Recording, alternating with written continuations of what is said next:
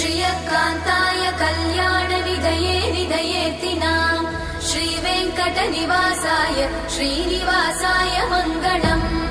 लक्ष्मी सविभ्रमालोकसुभ्रूविभ्रमचक्षुषे चक्षुषे सर्वलोकानां वेङ्कटेशाय मङ्गलम्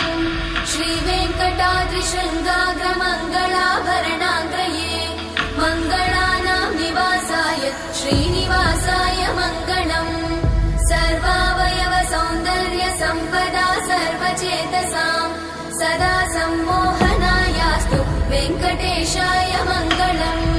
नित्याय निरवध्याय सत्यानन्दचिदात्मने सर्वान्तरात्मने श्रीमद् वेङ्कटेशाय मङ्गलम् स्वतः सर्वविदे सर्वशक्तये सर्वशेषिने सुलभाय सुशीलाय वेङ्कटेशाय मङ्गलम्।